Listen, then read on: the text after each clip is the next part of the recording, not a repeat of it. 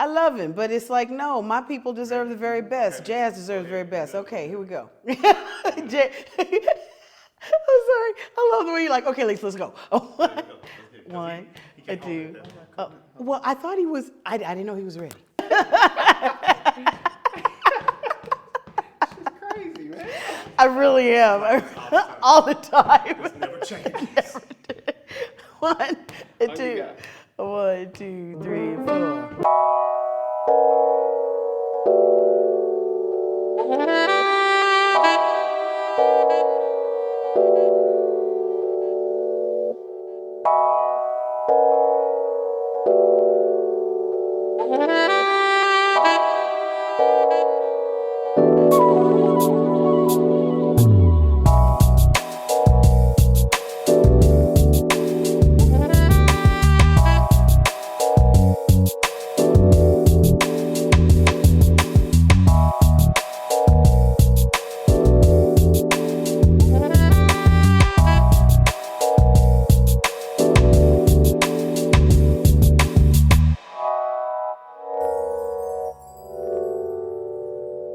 Hello everyone, my name is Nsikoh and welcome back to this new episode of the Nsikoh Music Talk.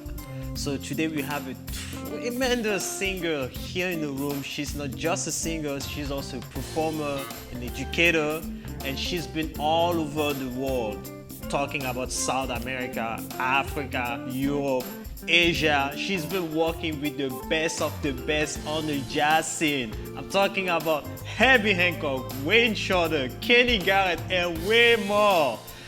She's also been performing at the White House. What in a what freaking what? So I'm super excited. I'm super excited about hearing her story. I'm super excited about learning from her as well. I hope you guys are too, and I would love to introduce you guys to the one and only Lisa Henry. Lisa Henry, welcome to the Nsikoh Music Talk. Thank you so much. I'm excited to be here. I'm excited to hear about your story. I'm excited to hear about all your achievements, and for sure, first thing first, I know we're not gonna be able to go over everything you've been doing in your life. There's so much to know about, but definitely we will have you back for a part two. Yes, absolutely, absolutely. Yeah. So let's start from the top. Where are you originally from? I'm originally from Oakland, California, West Oakland, California. Yes, and the Bay Area. And my father was a military man, so that's how I ended up here in the Midwest in Kansas City, Missouri. He was stationed at Fort Leavenworth, and Kansas City was right next door. And literally, that's how I got my start in jazz. Would come to the jam sessions over here in Kansas City, and the rest is history, as they say. Wow. Yeah.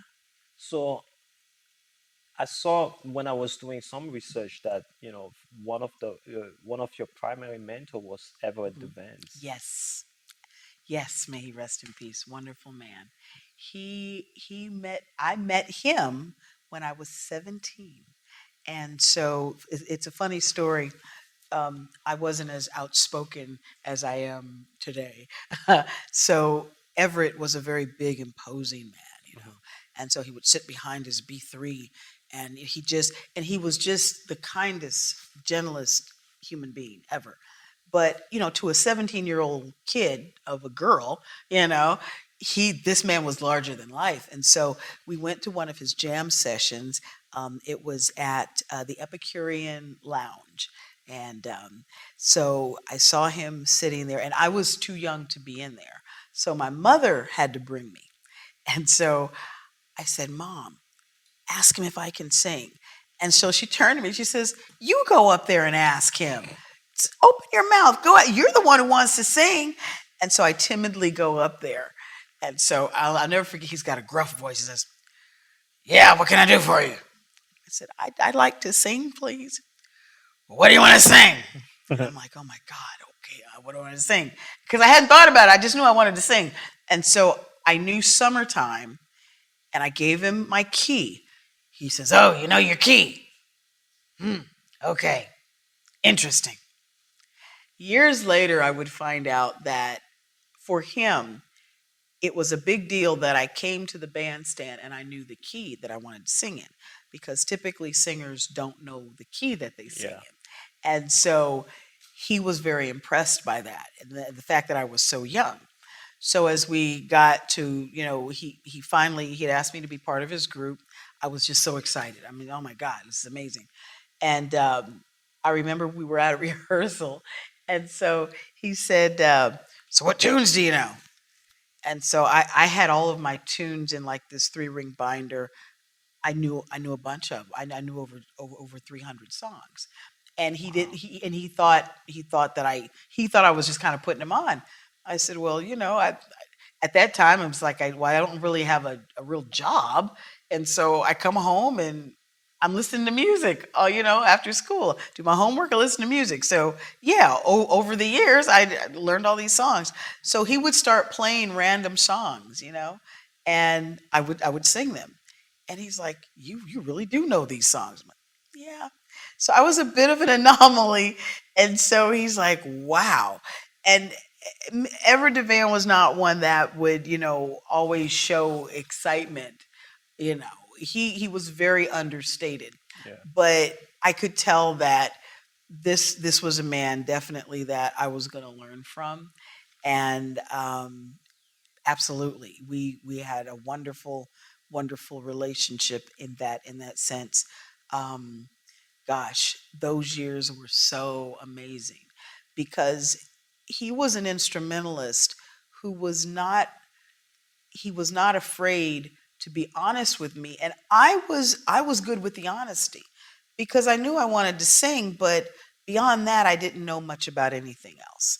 I didn't know about the music business. I didn't know about, how should I set up my sets, if we're doing a 1 hour set, what should that look like? And he walked me through that. And so I learned so much from him, and I learned about how to be an artist on the bandstand and to play music as a team. Being the vocalist, I'm part of the team. Yeah. And before I worked with him, I no one broke that down for me. No one said, you're part of this team. Okay? It's not just you as a vocalist out here by yourself. You're part of this team. So he expected me to know the same things that any instrumentalist knows.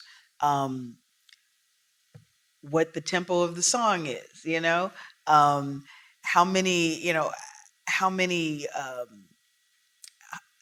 if Solos yeah, or yeah. yeah, how many solos? Um, Is it a 4 bar intro? Is it an 8 bar Yeah. intro? What are we doing? The outro, are we doing a 3 tag turnaround with a bassy ending? What are we doing? He expected me to know the same things that he would expect the guitar player to know, the drummer, everybody. And Yeah. so in that sense, I was equal to the instrumentalist. And I was, at that time, I didn't even realize how amazing it was, but he was shaping me and molding me as a vocalist with instrumentalist sensibilities. Okay. And so I began to see everything from an instrumental vantage point.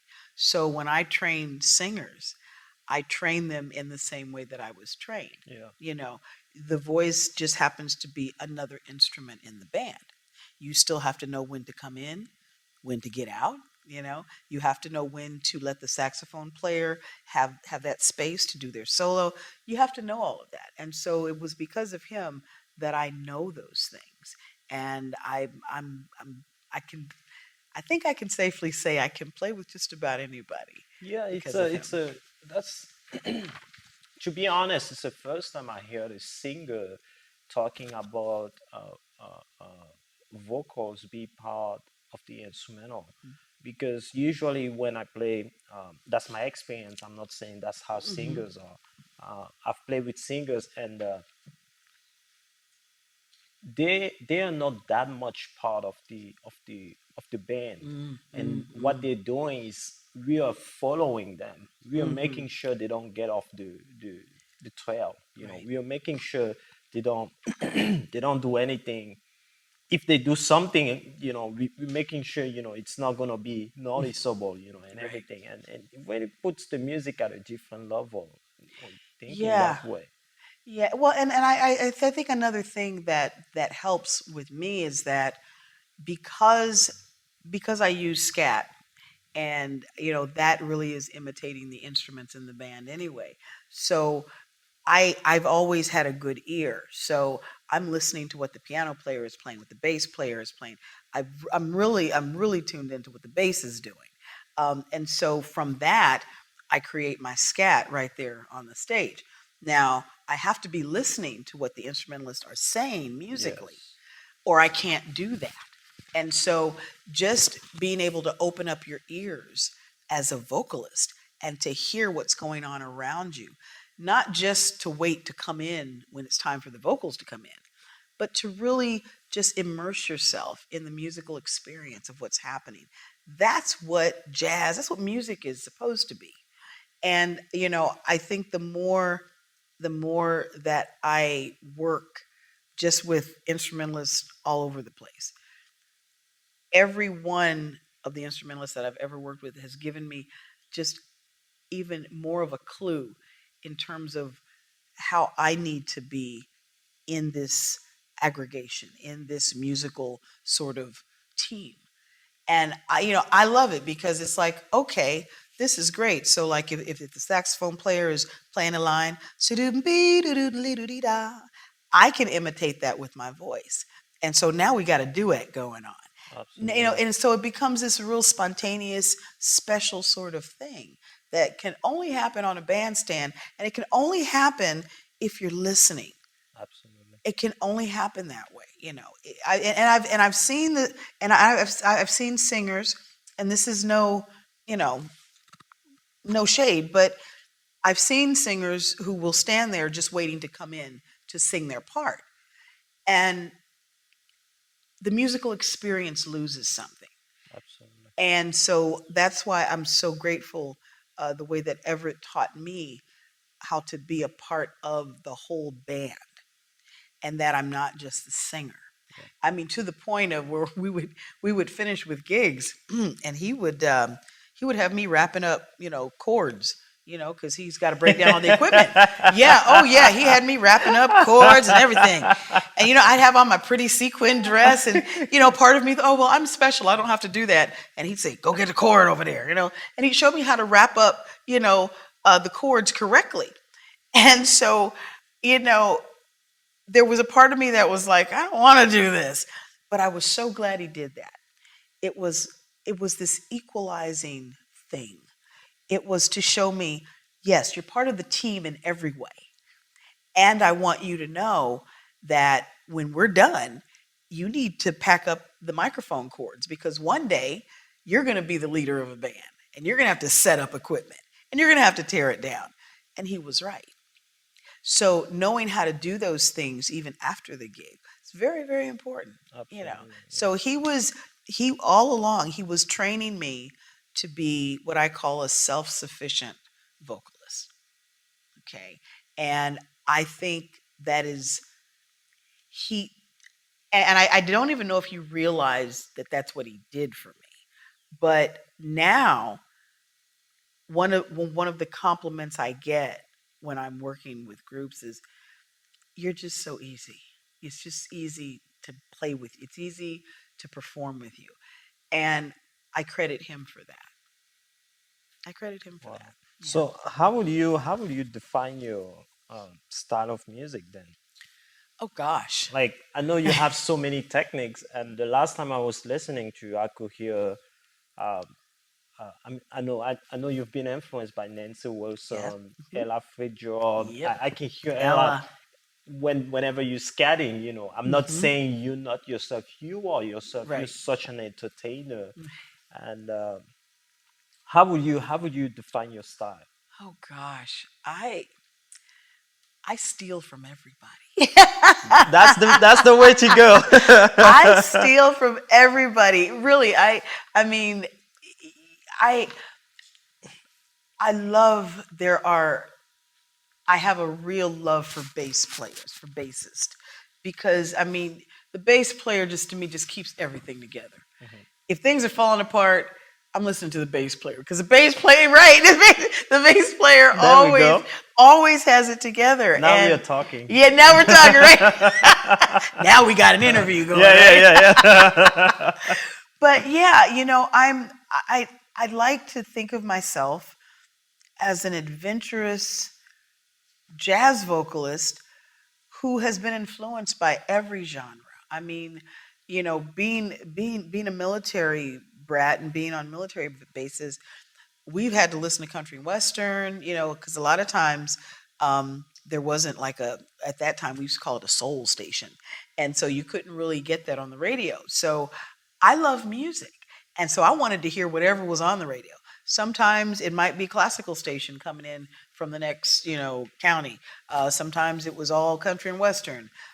So I've been exposed to so many different genres of music, and I'd like to think so. What I often say is that jazz is the house in which I live, but I have summer homes in all the genres, Oh you man, know, all of them. that's beautiful. Yeah. So it's, and I've taken techniques from the country and western sector, from, pop, from all the, because, at some point, it's all just good music, and we have categorized them in genres.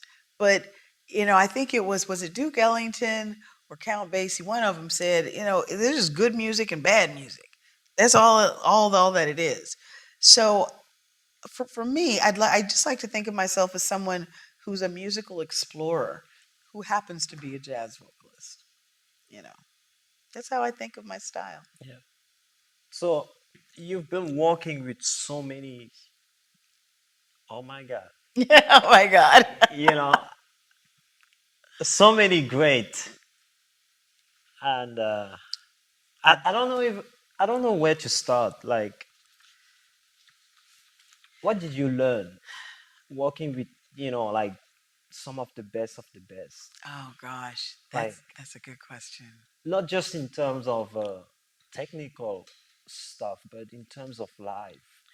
Yeah. Like, this is my thought process. You play music the way you live your life. Yes. You Oh know, my gosh. if you if you're Yes. not disciplined, it's gonna be reflected. If you're not a listener, it's gonna be reflected. If you're not a listener of that style, it's gonna be reflected. Yes. And if you're somebody who's um, very aggressive, in life, it's gonna be Mhm. reflected. Absolutely. Everything is being reflected Yeah. in your playing or in your singing. Absolutely. What did you learn from those cats? You just said something. I was with Herbie Hancock in South America, and he was doing an interview. I'll never forget this. One of the interviewers asked him, he said, Mr. Hancock, how do you go about choosing musicians for your band? Seemed like an innocent enough question. And so Herbie gave the best answer ever. And he said, by the time I see you, or by the time you get to me, I assume you can play your instrument. That's a given. But I'm more interested in how you play your life. That's what he said. And that has gone with me. That has been with me forever. And we were in South America in the late, I want to say the late 90s, 1990s. And that that phrase, it's not how you play your instrument, it's how you play your life. And then he went on to explain, I want to know, how do you treat people around you? Do you call your mother and, you know, check on her and see if she's okay? It's those sorts of, human things that are so important, that were important to him. So it wasn't just that you could play your instrument. He kind of figured that, but what kind of person are you? Because, like you very eloquently put it, I know who people are by what they're doing on the bandstand. And when you tell people who don't play music, when you let them know that, they kind of look at you strange. I'm like, no, no, no. I can. The personalities are all on the bandstand together. And there's a real spiritual thing that happens Yeah. because we're not talking to each other the way that you and I are talking. We're talking through the vibration of music.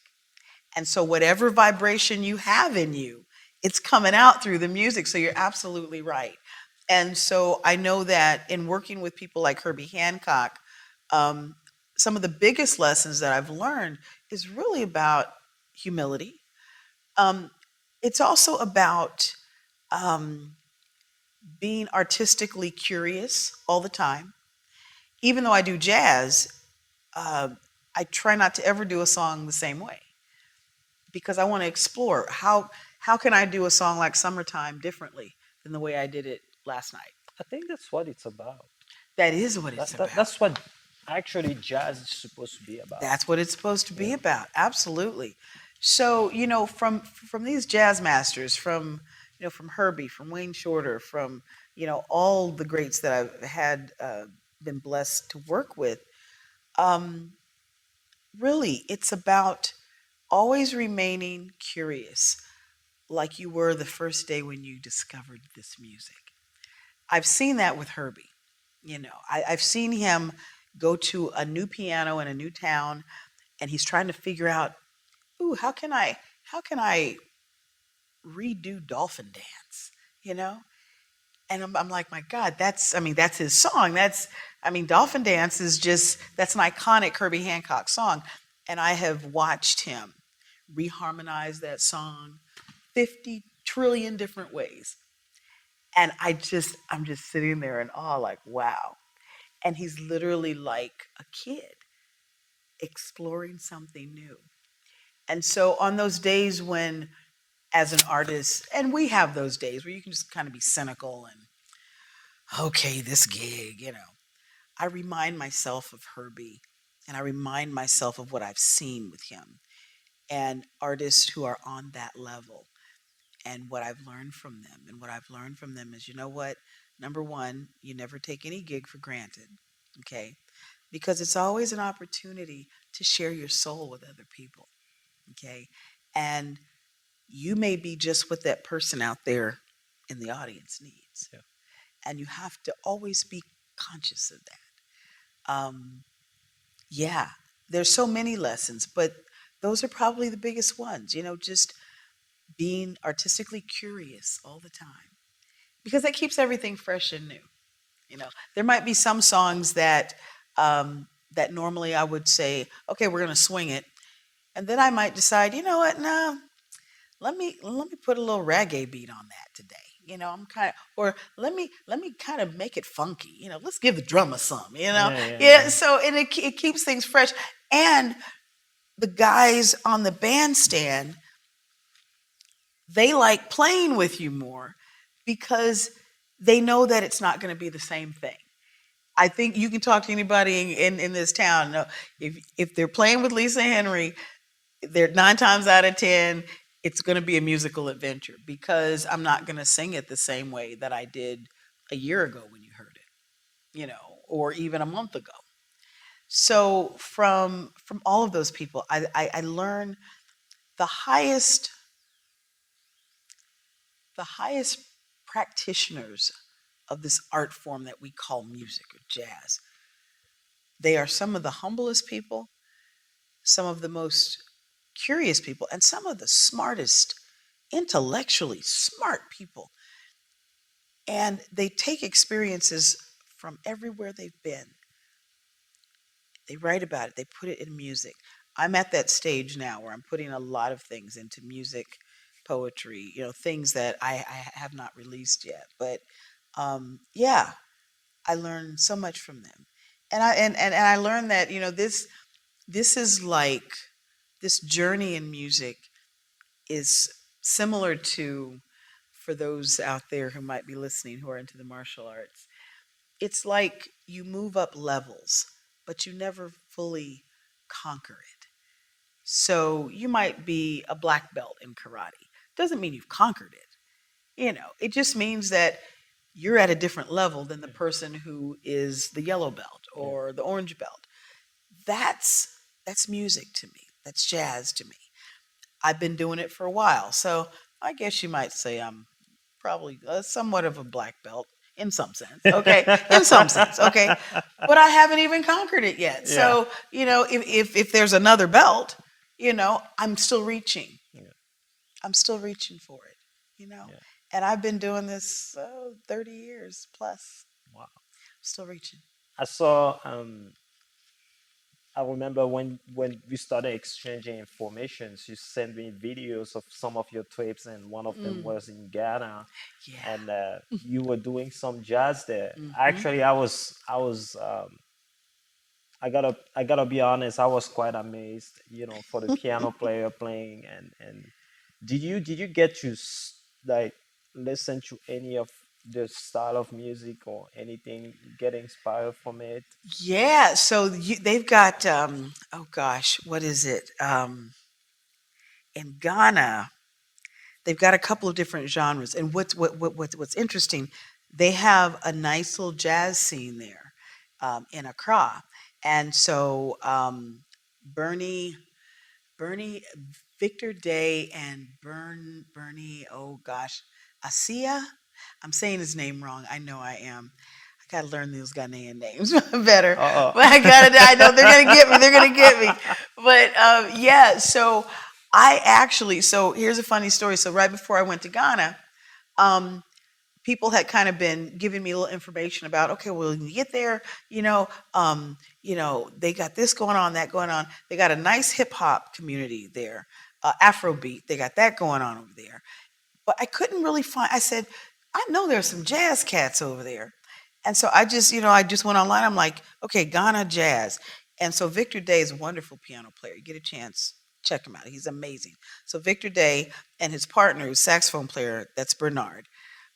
Bernard, he they play at this club called Club 233 in Ghana.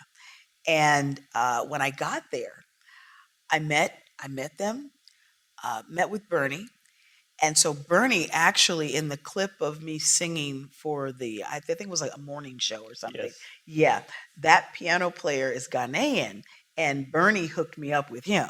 So I got to meet some wonderful people through the saxophone player, Bernie. And yeah, my only the only downside of not being in Ghana as long as I wanted to be is because I didn't get a chance to explore all the music that I wanted to. Over in the Volta region, I believe, that's where they have these huge drums that have been carved out. They're just exquisite. And so the drummers are playing these amazing drums and the rhythm. I wanted to go and see that, but I didn't have time. So the next time I go, I'm going to be seeing everybody. But they have what I found amazing is that they're into hip hop. They're doing everything there. They're doing hip hop. They're doing gospel. They're doing jazz. They're doing everything in Ghana. Everything. And so it was beautiful because to sit down and talk to musicians, just music talk, and to learn from them and to learn, oh, okay, this is how you're approaching the blues. Okay, well, this is how we do the blues. Okay, and it was just a beautiful thing. Now the piano player that you saw, he was amazing. I had never met him until that day. He came, and of course, you know how it is with musicians. I don't have to know you for a long time. You know the basic language of jazz. Yeah. I know the basic language of jazz and the blues. Okay, we got we got a gig. you know, That's it. yeah. So I mean, it was literally that easy, and he was so phenomenal on such a short notice. It was incredible, and um, he he not only plays jazz, he plays Afrobeat. He plays all the other stuff as well, and that's what really I was impressed by Yeah. him because and plus I really love sharing the stage with young players because they everything is possible. Yeah. You know, nothing is impossible. And sometimes you might come across a few instrumentalists who kind of stuck in their musical ways, and Yes, you for know, sure.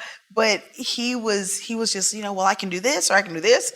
I said, you know what? You do whatever you want. Yeah. I'm going to follow you. He says, really? I'm like, yeah, because I like doing that, It keeps music fresh. Yeah. And yeah, he was amazing. And I can't wait to work with him again. Let's talk a little bit about your perspective of being um, a black person in Africa and your Mm. versus your perspective of being a black person in America. Mm. Wow. Gosh, there's so much to that question. First of all, whenever I can, Africa is my continent of choice to visit. And I love visit. I've been there now 4 times on the continent in some capacity. And I love What Africa. countries? Okay, so in 95, we started in South Africa. We were in Cape Town, Swaziland, Johannesburg, Mozambique, Madagascar, Mauritius, Eritrea, Ethiopia, Kenya. Then I went back and I went to see a couple of, in the early 2000s, went to Benin. Um, and then, hold on, I'm missing one. Oh, yes, I did an extended stay in Madagascar.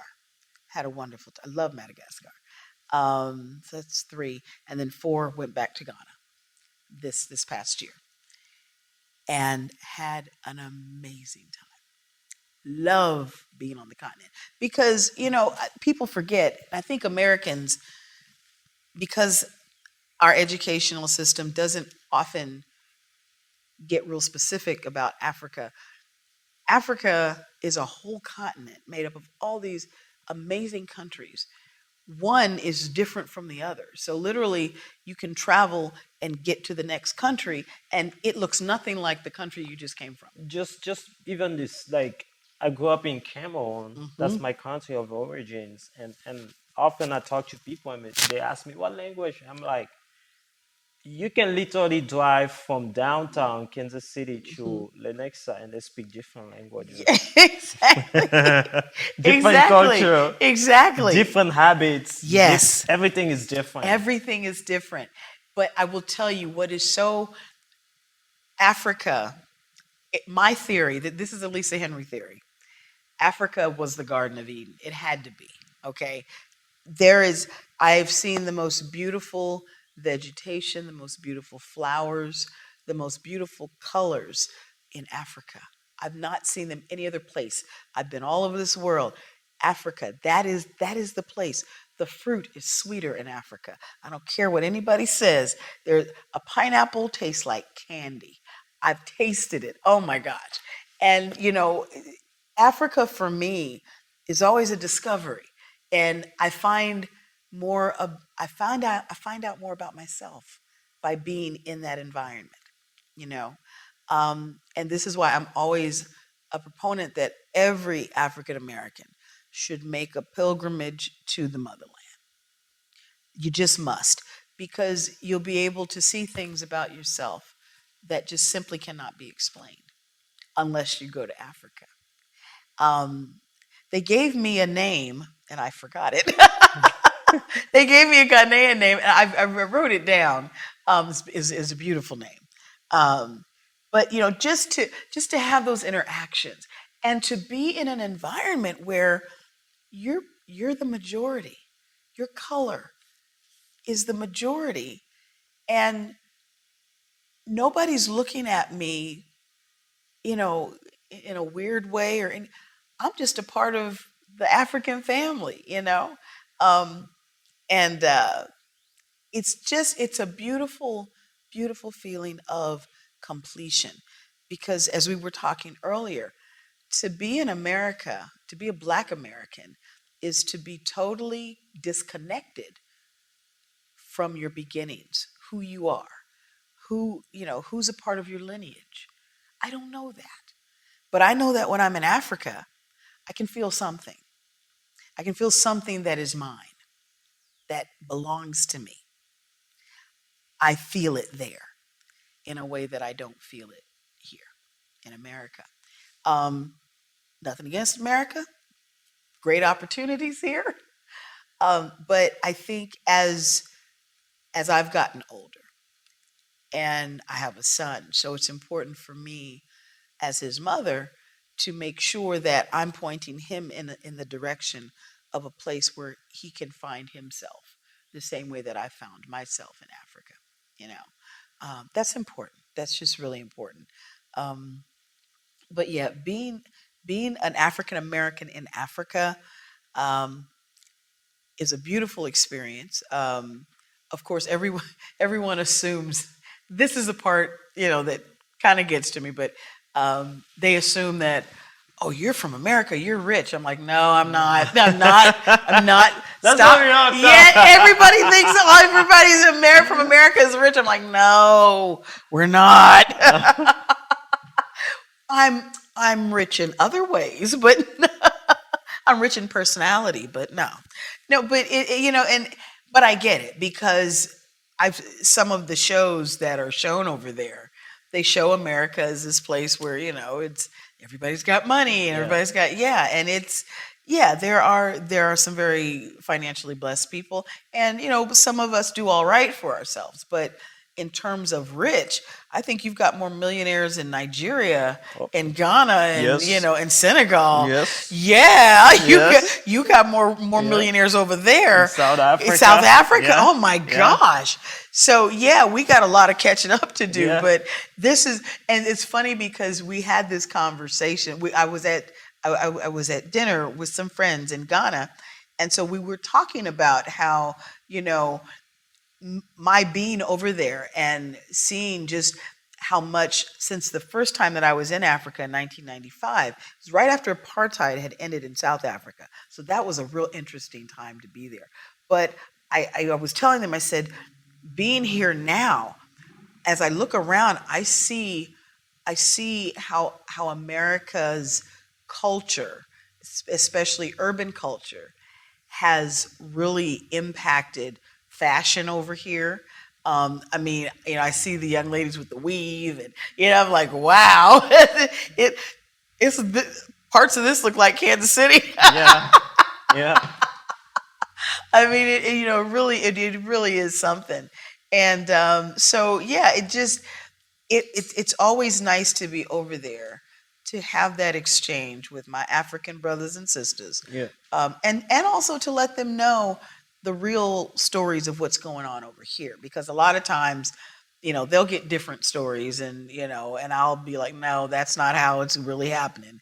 This is what's really going on in America. So yeah, I don't think there's ever been a time that I've been on the African continent that I've not been treated just so well and so beautifully. And I've often cried when I had to come back because I knew it wasn't going to I happen don't want to here. leave.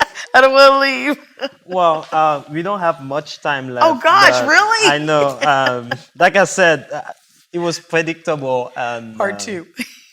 Poetry is about to come up. And so, last question. I mean, the two last questions I would like to ask. Okay. Still, we didn't even go through I half know, of right? this.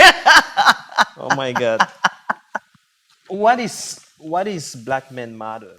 Black Men Matter. Thank you. Oh gosh, that is an organization that I started, and it's still at a grassroots level. But um, when my when my brother was killed by police here in America, and when Trayvon Martin was killed, it really moved something in me, and it forced me to ask some questions about how do you use your platform, whatever you do, singer or instrumentalist.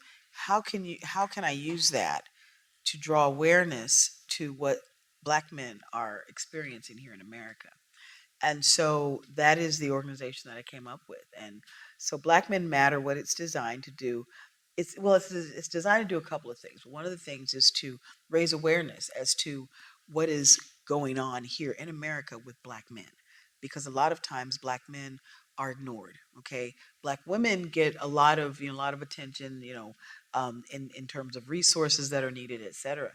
And so what I noticed was, um, we're not doing the same for black men.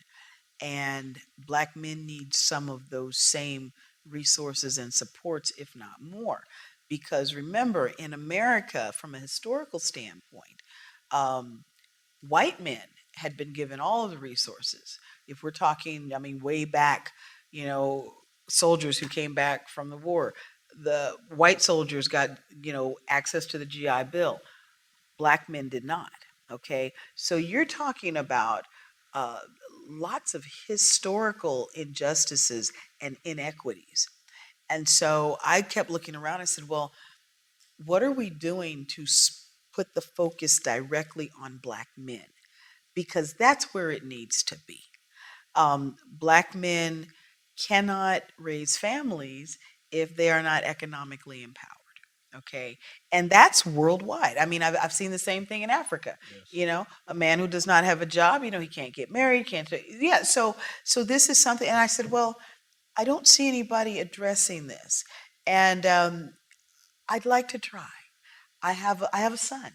I have a black son. So I said, I I want him to know that his mother tried to make sure that his interests were represented while I was here. And so, talk to me in a couple of years. I certainly hope that we're doing bigger and better things. I talked to a couple of the chiefs in Ghana, and there are some possible projects in places like Buddha Baram Camp and such. But I'm very proud of that because it really was a way to raise the awareness of, okay, let's focus on our black men. Let's focus on how we can help them, how we can support them, and are there agencies and information that they need Yeah. that maybe are not marketed to them that we could market to them. So, yeah, it's a big project. Yeah. Big projects always take time. They always, like we say in Africa, the best food always, take their time, Take time, yes. on the fire. Last question, which is not really the last one. Where can listeners find you online? So how can people Oh find gosh. you? Look at camera. Tell about your website. Alrighty. How you Oh, want people to find about you? okay. So you can find me at lisahenryjazz.com, LISAHENRY, jazz, JAZZ.com. I'm also a regular in the Facebook streets. You can find me Yeah, there.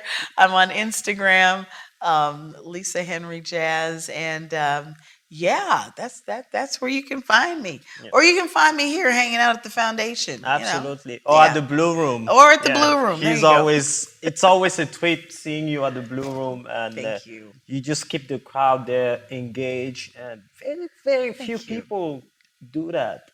And I try. I've played with Lonnie. Lonnie is one of the Oh, people who lot. do that. Yeah, Yes, he's well, great. yeah, He's amazing. amazing, and it's a pleasure having you here. And Thank you. It's my definitely, pleasure. we're gonna have you. We need to go through these questions. Yes. We didn't even get through half of it, did we? Well, thank you again, guys, for coming. We would like to say thank Thank you you. to the Mutual Musician Foundation Yeah. for providing the space for us for this podcast happening.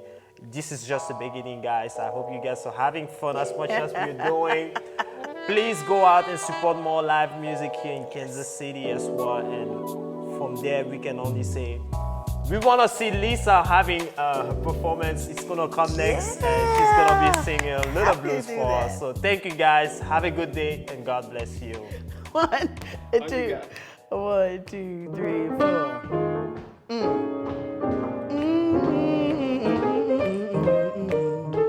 Ah, yeah.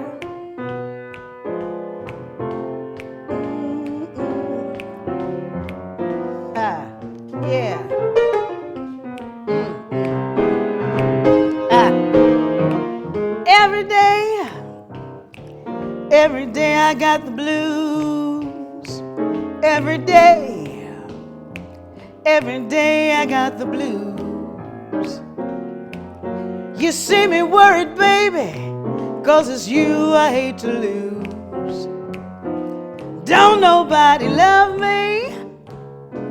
Don't nobody care. Don't nobody love me, baby. Don't nobody care. Speaking of bad luck and trouble, you know I've had my share. I'm gonna pack my suitcase, move on down the line. Baby, I'm gonna pack on up my suitcase, move on down that line. Where there ain't nobody worried, and there ain't nobody crying. Every day, I got the blues. Yeah, every day, I got the blues. Well, you see me worried, baby, 'cause it's you I hate to lose. Yeah, yeah.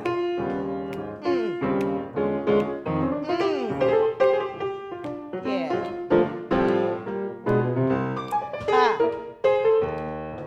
Uh-huh. You don't like my peaches, why do you shake my tree? Darling, if you don't dig the peaches, stand back from my tree and get yourself out of my orchard and let my peach tree be. I sent for you yesterday, here you come today. Baby, I sent for you yesterday, here you come today. Ooh, you so mean to me, daddy, you about to drive a good woman away. Yeah. Oh, every day, I got the blues. Oh, every day, I got the blues. Well, you see me worried, baby, it's you I hate to lose. Every day I got the blues.